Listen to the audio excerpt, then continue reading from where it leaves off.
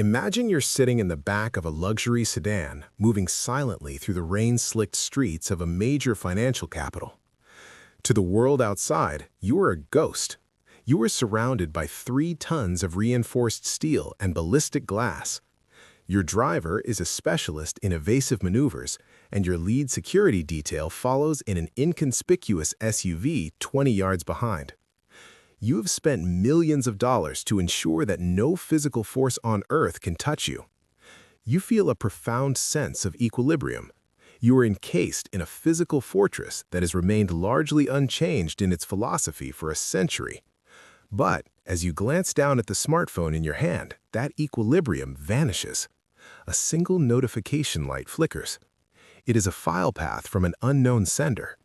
You open it to find a high-resolution photograph of your 10-year-old daughter sitting in her classroom, taken from a perspective that implies the camera was already inside the room. Below the image is a transcript of a conversation you had in the supposed privacy of your home only 4 hours ago. There was no breach of your gates, no one fired a shot, no one even tripped an infrared sensor.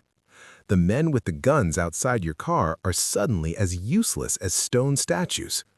You realize, with a cold sinking in your chest, that while you were busy fortifying the world of brick and mortar, you left the back door to your soul wide open. The question is no longer whether they can hurt you, but rather, what do they want you to do to make the images stop? In the year 2026, the global elite have reached a terrifying realization. The traditional symbols of power and safety, the gated estates, the armored convoys, the private islands, have become secondary.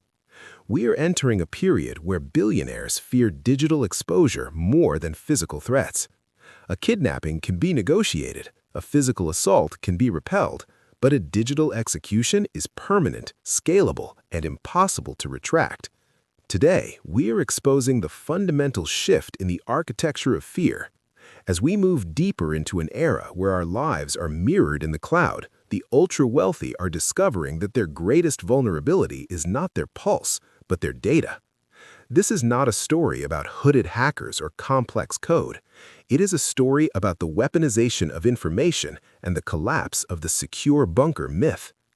In a world where every secret is a digital file, the concept of a private life has become the most expensive and most fragile luxury on Earth. Consider the case of a man we will call Julian. Julian is a titan of industry, a man whose decisions move markets and influence domestic policy. His physical security is legendary.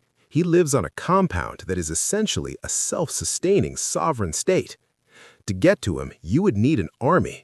But the adversaries of 2026 do not use armies, they use patience. The attack on Julian did not begin with a virus or a brute force hack of his servers. It began with the smart ecosystem he installed to make his life more convenient. Over 18 months, a sophisticated group of digital actors gained access to the firmware of his home's environmental controls. They didn't turn off the lights or lock the doors. Instead, they used the microphones embedded in his high-end climate sensors to listen. They listened to his divorce negotiations. They listened to his private admissions of health struggles. They listened to the unfiltered, sometimes ugly truths that every human being speaks when they believe they are truly alone. The strategy was one of total information dominance. The attackers didn't just want his money, they wanted his compliance. They began by sending him a gift, a physical digital frame that arrived at his office. When he turned it on, it displayed a rotating gallery of his private life, his medical records, his private legal strategies, and recordings of his most intimate conversations. There was no ransom note at first, only a prompt to join a secure chat. When Julian entered the chat, the voice on the other end didn't sound like a criminal, it sounded like a consultant. They explained that his reputation was now an asset they jointly managed. If he wanted to maintain his seat as chairman, if he wanted his children to inherit a clean legacy, he would need to facilitate certain regulatory shifts that favored the attacker's silent partners. Julian was physically safe, lounging in a silk chair in his fortified library, but he was effectively a hostage. This is the invisible kidnapping. No one is missing, no alarms have sounded, but the victim is no longer in control of their own life. This threat works because it exploits the three fundamental gaps in the elite defense system. The first is the convenience gap. The more wealth an individual has, the more they tend to automate their surroundings. Smart homes, private jets with integrated Wi-Fi, and secure communication apps are all marketed as impenetrable. In reality, every smart device is a new ear in the room. Criminals exploit the fact that while a billionaire may have a world-class IT team at his office, they often have a standard contractor installing their home automation. The second gap is the authority gap. In the world of the ultra-wealthy, people are conditioned to follow the orders of the person at the top. Attackers use this by compromising a low-level associate, a personal trainer, a chef, or a private pilot.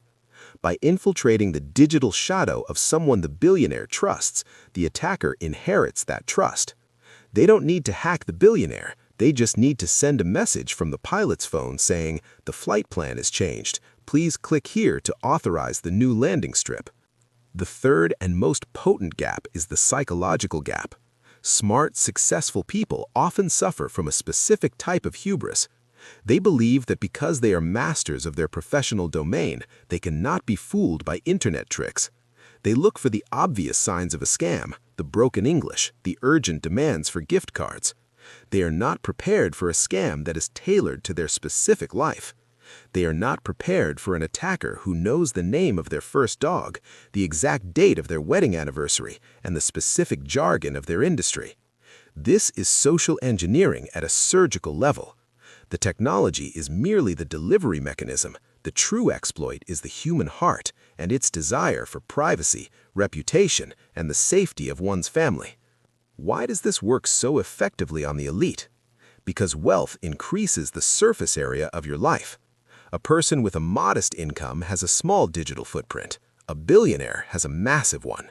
They have foundations, holding companies, multiple properties, and a small army of employees. Every one of those entities is a potential entry point. Furthermore, as wealth increases, the social and systemic cost of exposure skyrockets. For a politician or a CEO, a single leaked video or a compromised series of emails is not just an embarrassment, it is the end of a career and the destruction of a legacy. The reputation tax is the highest tax the wealthy pay. They will pay almost any price to keep a secret, and the cybercriminals of 2026 know this. They aren't looking for a quick payout, they're looking for long-term leverage. They understand that in the modern world, information is more liquid than cash. While this may sound like a problem reserved for the 1%, the reality is that we're all living in a version of this bunker myth. We buy cameras to watch our front doors while our phones watch us. We use free apps that trade our privacy for convenience. The tactics used to dismantle a billionaire are the same ones being scaled down to target you, your family, and your business. The bunker is an illusion for everyone. If you have a digital presence, you have a digital vulnerability. The elite are simply the first to feel the full weight of this transition because they have the most to lose. They are discovering that you cannot buy your way out of the digital age.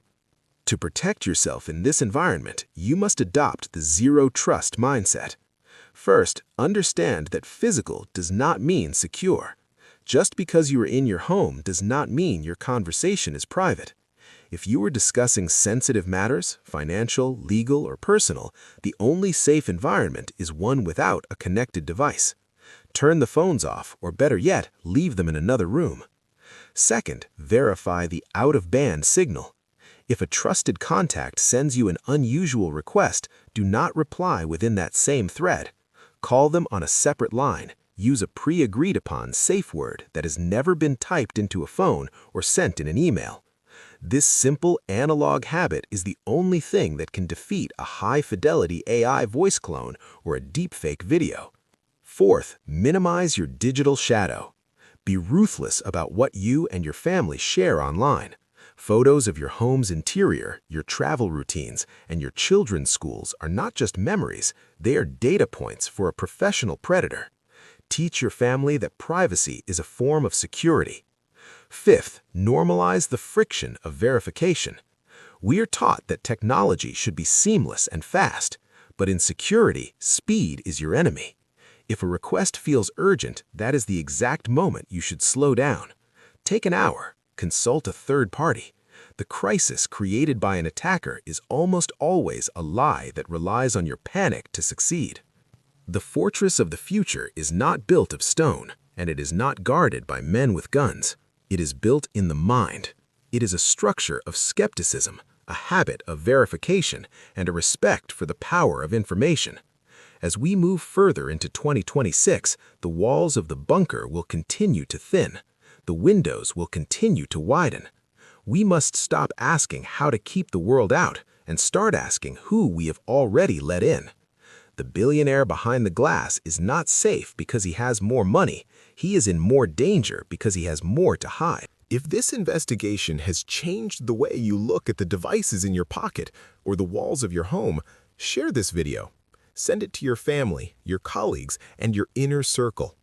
By spreading this awareness, you aren't just sharing a video.